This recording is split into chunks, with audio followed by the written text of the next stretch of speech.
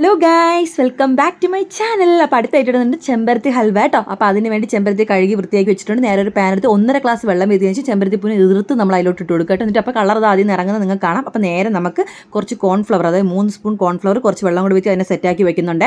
എന്നിട്ട് നേരത്തെ ചെമ്പരത്തി പൂവിൽ അതിലെ ചാറിന് നമ്മൾ അരിച്ച് സൂപ്പറാക്കി എടുത്തിട്ടുണ്ട്. നാരങ്ങ നീര് ഒരു ഹാഫും കൂടെ വീഴ്ത്തുമ്പോഴേക്കും നല്ല റെഡ് കളറിലായി കിട്ടിയിട്ടുണ്ട് കേട്ടോ. അതിലേക്ക് നമ്മൾ കോൺഫ്ലവറും കൂടെ വീത്തിയതിന് ശേഷം നന്നായിട്ടൊന്ന് മിക്സ് ചെയ്യാം. മിക്സ് ചെയ്തിട്ട് ഒരു പാൻ എടുത്ത് വെച്ച് നമ്മൾ അതിലോട്ട് ഇതിനെ ആഡ് ചെയ്ത് കൊടുക്കുക കേട്ടോ.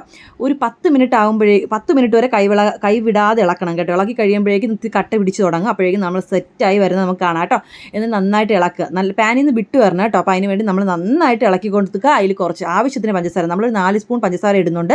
എന്നിട്ട് അതിട്ടതിന് ശേഷം നന്നായിട്ട് വീണ്ടും ഒന്ന് മിക്സ് ചെയ്യുക. ഏലക്ക പൊടി ആഡ് ചെയ്ത് കൊടുക്കുക. വീണ്ടും നന്നായിട്ടൊന്ന് മിക്സ് ചെയ്യുക. മിക്സ് ചെയ്താൽ നിങ്ങൾക്ക് തന്നെ കാണാം ഒരുവിധം സെറ്റായിട്ട്. അതിൽ കുറച്ച് നെയ്യും കൂടെ, നെയ്യ് നല്ല ഫ്ലേവർ വേണം, അതിന് വേണ്ടി നെയ്യും കൂടെ ആഡ് ചെയ്ത് കൊടുത്തു കേട്ടോ. ഇതിന് വേണ്ടി നമ്മൾ വെള്ള എള്ളില്ലേ, അതും കൂടെ ആഡ് ചെയ്ത് കൊടുത്തു. അപ്പോൾ നല്ല ഭംഗിയുണ്ട് കേട്ടോ കാണാൻ. എന്നിട്ട് നമ്മൾ വേറൊരു പാത്രത്തിൽ സെർവ് ചെയ്ത് മാറ്റുന്നുണ്ട്.